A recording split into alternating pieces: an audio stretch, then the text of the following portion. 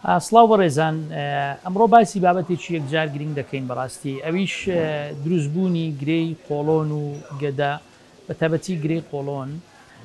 طبعاً حاڵەتێک هەیە زۆر گرنگە ئێمە بیزانین، ئەمە نامانەوێت بەڕاستی لە باسەکان ئێوە قەڵەقکەین، بەڵام ئێمە ڕۆشنبیری تەندروستی بەڵاو دەکەینەوە بەو هیوایی بتوانین بەڵکو سوود بگەێنین نەک قەڵەقی.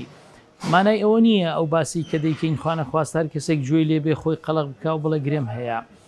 بەڵام مانایەکە لێدا ئەوە زۆر گرنگە بەڕێزان، دروستبوونی گرێ بە تایبەتی لە قۆڵۆن دائیمەن بە بچووک دەست پێ دەکات، یعنی جاری وایە بەم بلیمە دوایە هێواش شێواش دەبێتە سانتین، دەبێتە 2 سانتین، ئەوجە دەگۆڕێ بۆ گرەی سەرەتانی، فکەواتە پێشتر پێی دەڵێن پۆلیپ، واتە زیادە گۆشت.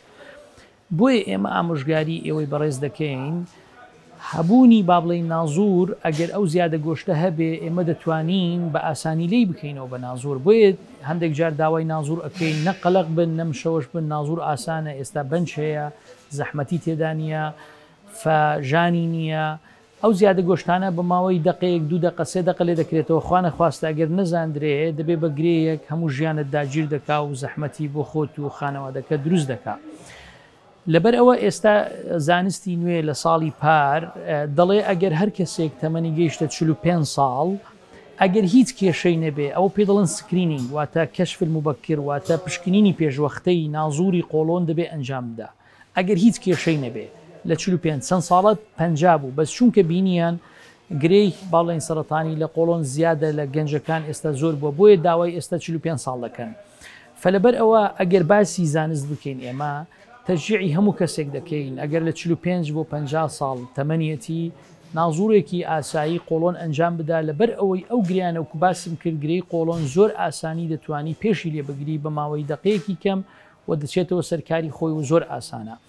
فدروستبوونی گرێ طبعاً هۆکاری زۆرە، زیادە گۆشت و گرێ، گرنگترین هۆکار تەمەنە کە تەمەن بەسەر چوو و هەندێک حاڵەتی بۆ ماوەیمان هەیە، شێوازی خواردن بە تایبەتی خواردنی سەردەم، ئەو خواردنانەی کە لە ناو قوتونە خواردنی خراپ زۆر زۆر دەوری هەیە، نەبوونی وەرزش و جوڵەی تەواو ئەمانە دەوری هەیە.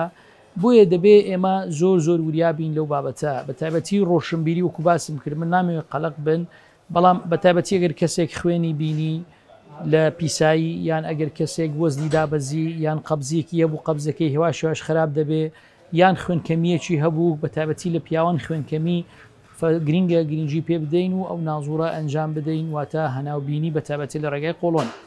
بۆ هیوای سەلامەتی بۆ هەموو لایەک ئینشاءڵڵا. زۆر سپاس.